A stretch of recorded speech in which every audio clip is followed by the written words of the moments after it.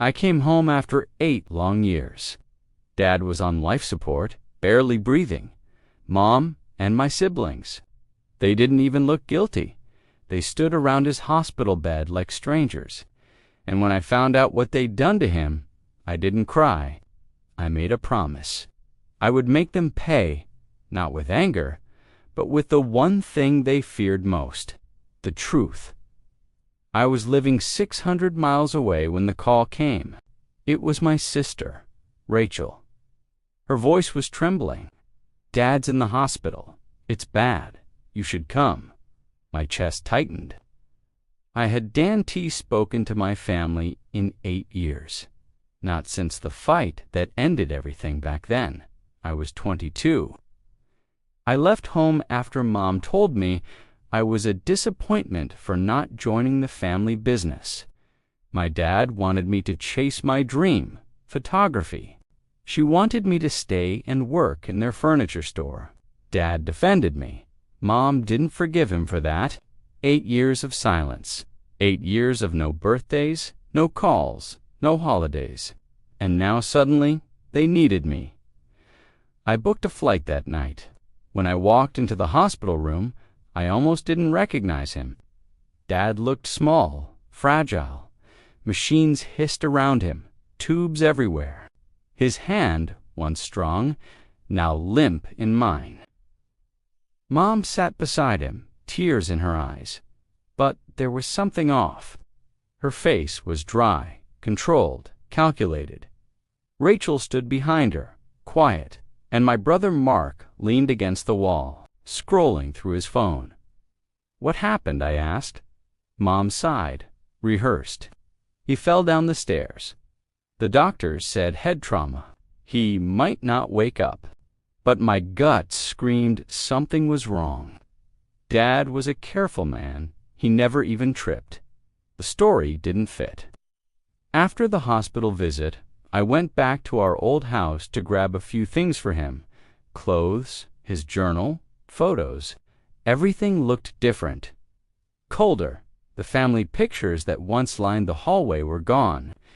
In the living room, I noticed a new security camera above the door, unplugged. I asked Mom about it later. "Oh, it broke months ago," she said too quickly. "But when I checked Dad's office, I found something else. A small flash drive labeled CAM_02. I slipped it into my pocket. That night, I watched it on my laptop. The footage showed the hallway. Dad walking toward the stairs, arguing with someone. The sound was faint, but I knew that voice. It was Mark.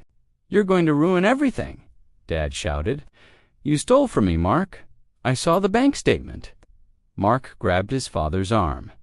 Dad stumbled, then fell. My heart stopped. It wasn't an accident. It was Mark. I didn't confront them right away.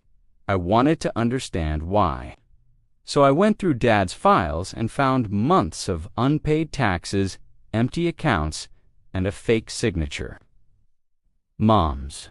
They'd drained his retirement funds, sold his assets, and when he found out, they silenced him. When I visited the hospital again, I looked at Mom. "Did you know?" She blinked, slowly. "You always make drama out of nothing. He fell, that's all." I clenched my fists. "You covered for Mark. He's your brother. He's a thief." Her voice turned sharp. "You left us, remember? Don't come back acting like you care now." And that's when I realized she didn't see what she did as wrong. To her, protecting her son meant destroying her husband's truth. I didn't want police. I wanted exposure. Dad deserved his dignity back. So I gathered everything: the camera footage, the financial statements, the forged signatures, all of it. Then I used what I was best at, storytelling. I made a documentary. It wasn't public yet, just a private video, titled The Fall of a Father. I narrated every moment, showed the video, explained the lies. Then I sent it to every family member, every friend, every investor Mom and Mark ever worked with. It spread like wildfire. By the next week, Mom's business was collapsing. Mark was under investigation for fraud. They called me over and over. I didn't answer. But when I walked back into Dad's hospital room one morning, he was awake. Barely, but awake. His eyes opened when he heard my voice. He tried to speak, his lips trembling. "You came back." I nodded, tears falling. "I'm here, Dad. I saw everything. They can't hide it anymore." He squeezed my hand weakly. "Good. I knew you'd tell the truth then." He smiled faintly and whispered, "I'm proud of you." He passed 2 days later. Mom lost everything. Mark was sentenced for financial fraud. Rachel left town. She said she couldn't handle the guilt. I inherited what was left of Dad's estate, not much money, but his old house by the lake. Sometimes I sit there with his camera in my lap, looking at the world through his lens. He used to say, "A photo never lies." People do. He was right. A few months ago, I stood at his grave and said, "You can rest now. They'll never hurt anyone again." Revenge didn't heal me, but it gave him justice and me closure. I don't believe in happy endings, but I believe in truth. And sometimes that's all the peace you need.